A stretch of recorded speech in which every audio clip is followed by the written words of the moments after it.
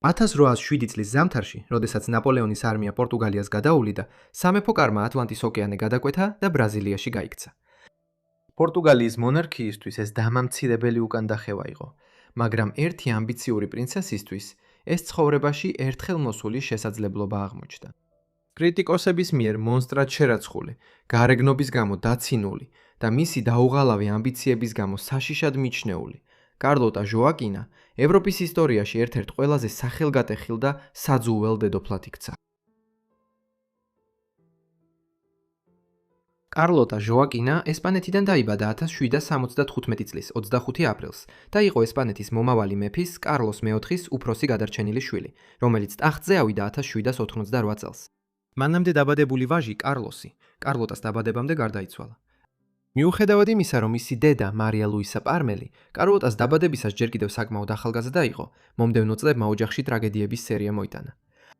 მიუხედავად იმისა, რომ მან რამდენიმე ჯამთელი ქალიშვილი გააჩინა, მისი ყოველი შემდეგი ვაჟი ჩვილობაში გარდაიცვალა.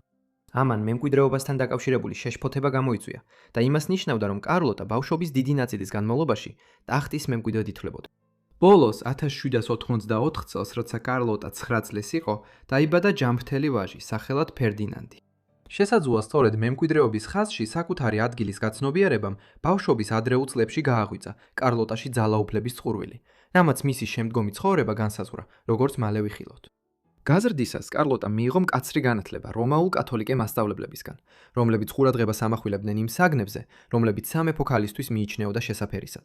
ეს მოიცავდა ისტორიის, გეოგრაფიისა და ენების შესწავლას, ასევე ისეთ საქმიანობებს, როგორიცაა ხატვა, კერვა და წერა. ამან კარლოტა განსაკუთრებულად განათლებულ და ჭკვიან ქალად აქცია. თუმცა ეს ვერაფერს აკლებდა მის ცელკ და თამაშის მოყვარულ ხასიათს, რითაც ხშირად ახსოვდათ. სამეფო სასახლის კედლებს მიღმა კი ოჯახური ცხოვრება სტაბილურობისგან ძალიან შორს იყო.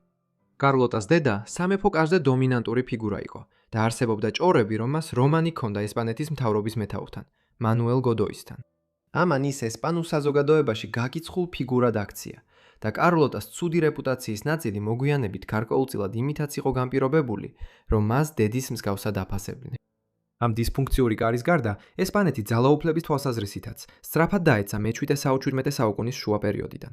თუმცა მაინც ინარჩუნებდა უზარმაზარ კოლონიურ იმპერიას ამერიკაში, რომელიც კალიფორნიიდან და კუბადან სამხრეთით ჩილემდე და არგენტინამდე ვრცელდებოდა. ამგვარად, მიუხედავად იმისა, რომ ფერდინანდი 1784 წელს დაიბადა, კარლოტამ შეინარჩუნა მნიშვნელოვანი პოზიცია, როგორც ესპანეთის მომავალი მეფის უფროსმა ქალიშვილმა. ამან იგი ევროპის ერთ-ერთ ყველაზე ფასეულ სამეფო პატარძლად აქცია და 1785 წელს სულ რაღაც 10 წლის ასაკში გაათხოვეს, რაც მაშინდელი მე-18 საუკუნის სტანდარტებითაც კი საოცრად პატარა ასაკი იყო. მაგრამ ეს მხოლოდ დასაწყისი იყო ქორწინებისა, რომელიც სკანდალში, სიძულვილსა და პოლიტიკურ ინტრიგებში გადაიზარდა. 1770-იანი წლების ბოლოდანვე ესპანეთისა და პორტუგალიის მთავრობებს შორის უკვე მიმდინარეობდა მოლაპარაკებები კარლოტას პორტუგალიის ტახტის რიგით მეორე მემკვიდრე დომ ჟუანზე დაქორწინების შესახებ. ჟუანის მშობლები, რომლებიც ბიძა და დისშვილი იყვნენ, პორტუგალიის ორმაგ მონარქებად აღზევდნენ 1767 წელს, მეფე პეტრე მესამე და დედოფალი მარია პირველი. მიუხედავად იმისა, რომ პეტრე 1786 წელს გარდაიცვალა, მარია 1816 წლამდე იცოცხლა.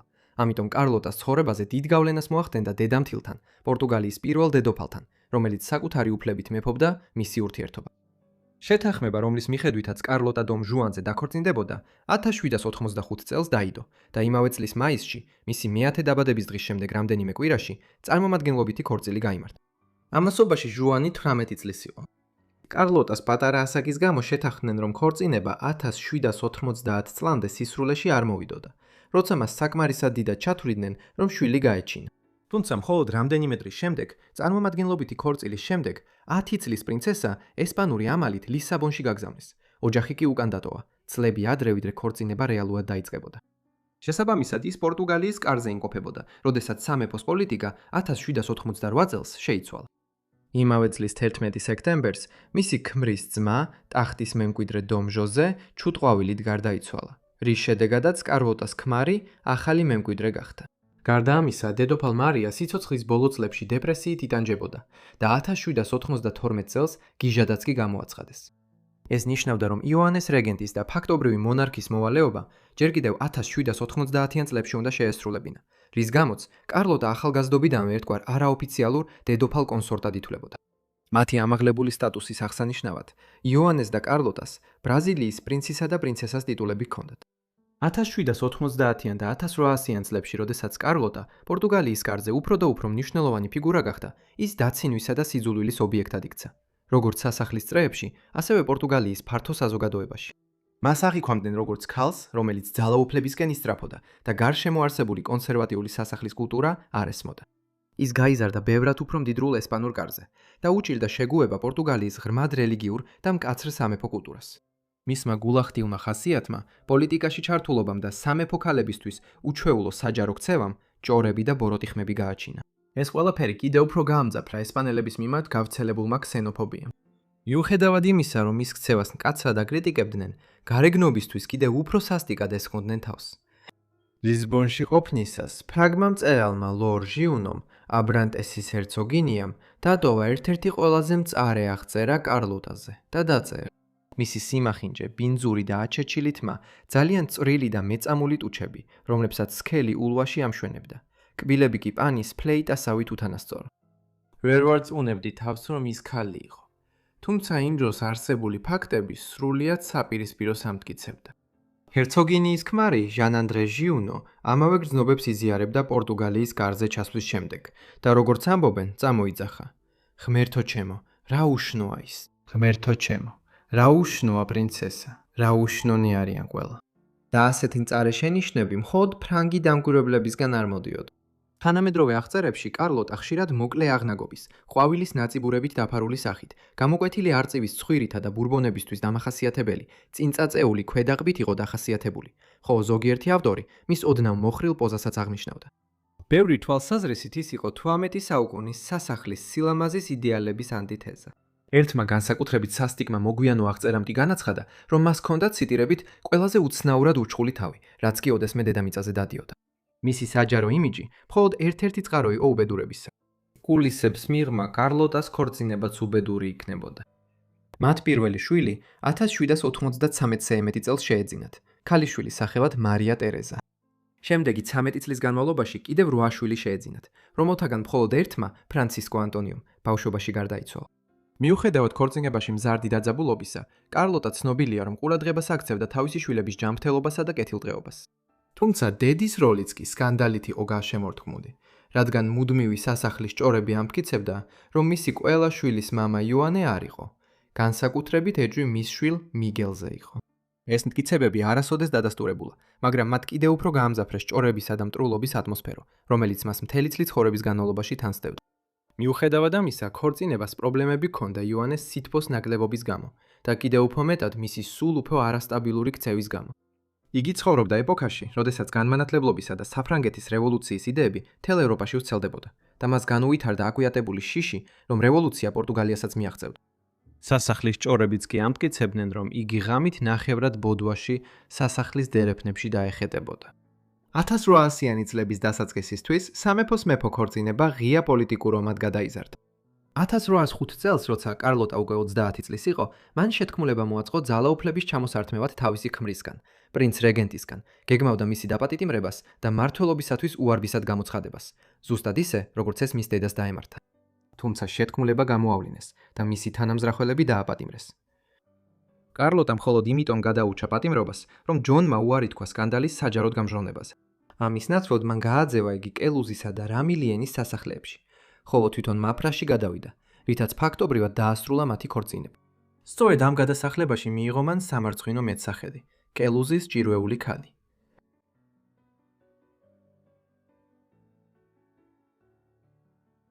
კარლოტას ცხოვრება პორტუგალიაში, განსაკუთრებით 1806 წლიდან მოყოლებული, დასავლეთ ევროპაში მიმდინარე ფართო პოლიტიკური მოვლენებით იყო განსაზღვრული.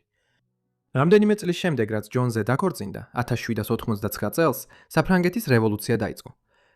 თავდაპირველად ეს იყო ზომიერი რევოლუცია, რომლის მიზანიც კონსტიტუციური მონარქიის დამყარება იყო. ნელ-ნელა რევოლუცია უფრო რადიკალური გახდა და საბოლოოდ 1792 წელს იგი კონტრრევოლუციად და პანევროპულ ომად გადაიქცა. ამან ნელ-ნელა თითქმის ყველა ევროპული ძალა ჩაითრია. პორტუგალია ერთ-ერთი გამონაკლისი იყო. საუკუნეების განმავლობაში სამეფო ძირითადად ცდილობდა თავი აერიდებინა ევროპის დაუსრულებელ რელიგიურ და დინასტიურ ომებში ჩართვას.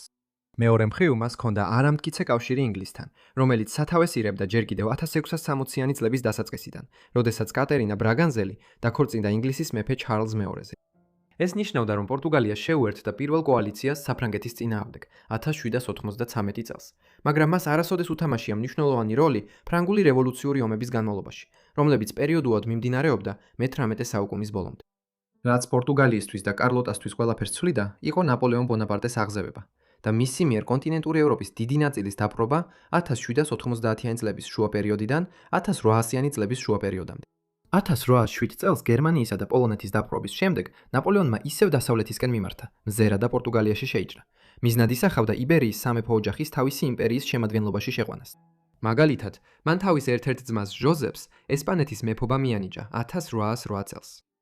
მანამდე კი პორტუგალია უკვე დაპყრობილი იყო და კარლოტა სამეფო კარისა და მთავრობის სხვა წევრებთან ერთად ატლანტის ოკეანეს გადაუღმა გაიქცა, რათა ბრაზილიაში, პორტუგალიის დიდ სამხრეთ ამერიკულ კოლონიაში გადასახრებაში მყოფი მთავრობა დაიარსებინა. 1807 წლის ზამთარში საშინელი მოგზაურობის შემდეგ, რომლის დროსაც კარლოტას გემზე ტილებით დაინფიცირების გამო თავი გადაპარსეს, პორტუგალიის ემიგრირებული სამეფო კარი საბოლოოდ რიო-დე-ჟანეიროში ჩავიდა. შემდეგ 13 წელი კარლოტა ბრაზილიაში გაატარებდა, მაგრამ ეს წლები მის ცხოვრებაში ყველაზე არეულ და პოლიტიკურად ამბიციურ პერიოდად იქცეოდა.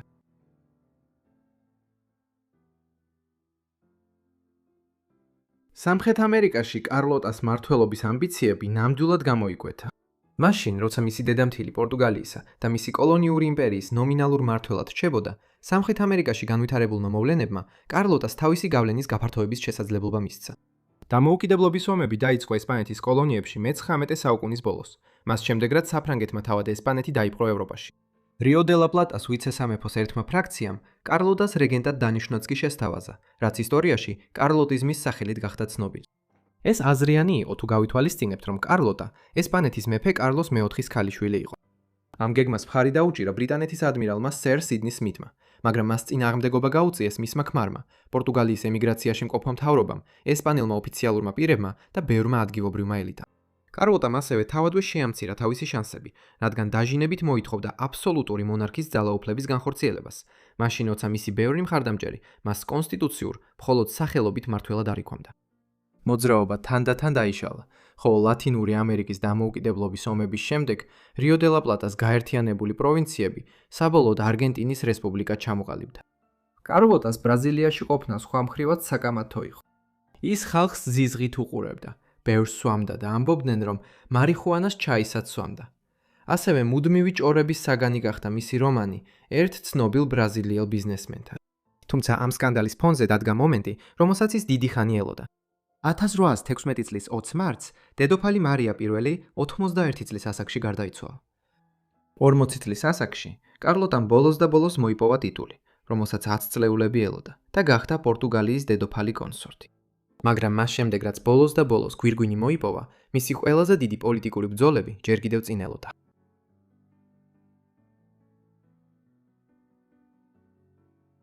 იმ დროისთვის, როცა ისინი მეფე და დედოფალი გახდნენ, პორტუგალია უკვე დიდი ხნის განთავისუფლებული იყო მას შემდეგ, რაც პორტუგალიელებმა და ესპანელებმა მნიშვნელოვანი ბრიტანული დახმარებით, ფრანგები იბერიის ნახევარკუნძულიდან გააძევეს 1813 და 1814 წლებში. მას შემდეგ, რაც ნაპოლეონის იმპერია დაინგრა, მისი ცუდად გააზრებული რუსეთის დაპყრობის მცდელობის შემდეგ 1812 წელს.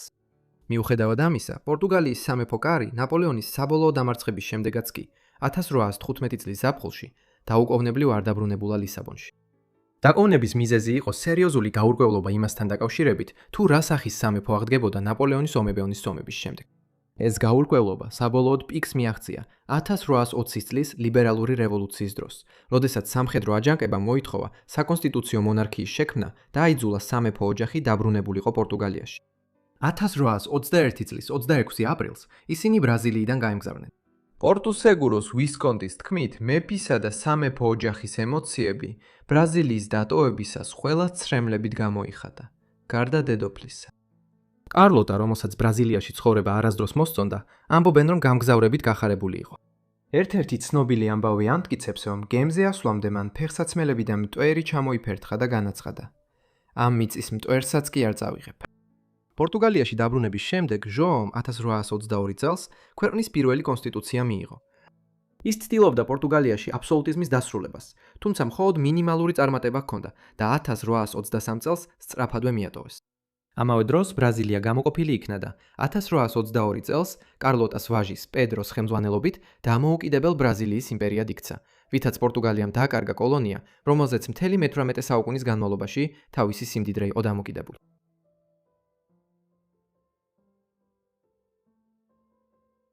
ლიბერალური რევოლუცია ასახავდა იმ რთულ პოლიტიკურ ვითარებას, რომელშიც კარლოტა, მისი ქმარი და სამეფო კარის დანარჩენი წარმომადგენლები ბრუნდებოდნენ ნაპოლეონის ომების დასრულების შემდეგ. მოგვიანებით ძალაუფლებისთვის ბრძოლა დაიწყო, როდესაც კარლოტამ თავის უმცროს ვაჟთან მიგელთან მოკავშირეობა შეკრა და ქმრისგან ძალაუფლების წარქმევას სცადა. ჟონი მოკლეხნით ფაქტობრივად ტყვედ იქცა, თუმცა 1824 წელს ბრიტანეთის ჩარევამ მიგელი გადაასახლა და ჟონმა თავის მომხრეებთან ერთად მთავრობის კონტროლი დაიბრუნა. შემდეგ მან მართა ქვეყანა გარდაცვალებამდე 1826 წლის მარტში, როცა 58 წლის იყო. სასწაული იყო, რომ კარლოტას ქორწინება ერთ-ერთი მხარის გარდაცვალებამდე გაგრძელდა, მიუხედავად დაძაბულობისა და მან უარი თქვა მისი უკანასკნელი ავადმყოფობის დროს მის მონახულებას. იოანის გარდაცვალებამ პორტუგალია რთულ მემკვიდრეობით კრიზისში ჩააგდო. მიგელი მოსალოდნელი მემკვიდრე ჯერ კიდევ გადასახლებაში იყო, მაშინ როცა როგორც უკვე აღნიშნეთ, მისი უფროსი ძმა პედრო ახლად დამოუკიდებელი ბრაზილიის იმპერიას მართავდა. პედრო მოკლედ გამოაცხადა პრეტენზია პორტუგალიის ტახტზე, სანამ არ უარი თქვა მასზე თავისი ახალგაზრდა ქალიშვილის სასარგებლოდ, რომელიც 1826 წლის მაისში დედოფალი მარია მეორე გახდა. მიგელი მოგვიანებით 1828 წელს დაბრუნდა ტახტის დასაბრუნებლად და სამოქალაქო ომის თავიდან ასაცილებლად გეგმავდა თავის ძმის შვილ დედოფალ მარიაზე დაქორწინებულიყო, თუმცა ეს არასდროს განხორციელდა. იმ დროისთვის, როცა 1826-1828 წლებში მმართველები ასე სწრაფად იცვლებოდნენ, კარლოტა პორტუგალიის პოლიტიკაში უკვე გარიყული იყო.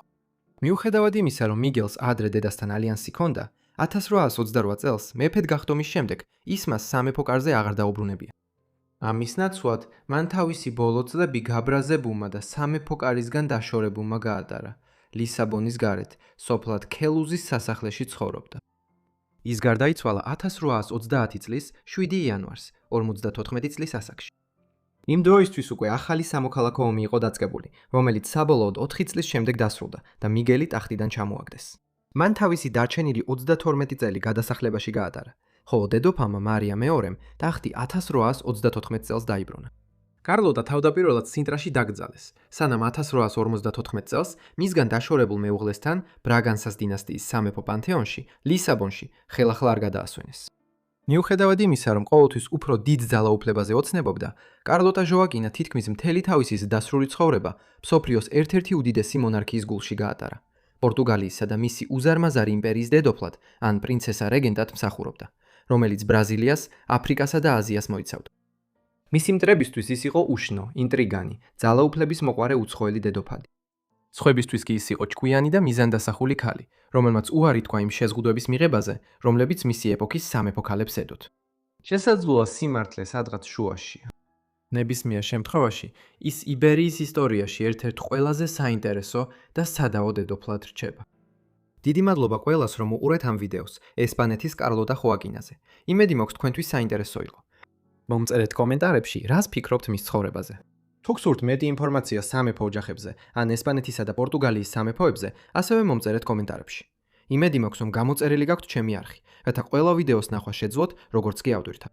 იმედი მაქვს, რომ გამოწერილი გაქვთ ჩემი არხი და ჩართული გაქვთ შეტყობინებები, რათა ყველა ჩემი ვიდეო ნახოთ, როგორც კი ავტორთა.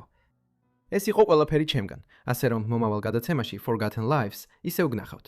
მადლობა.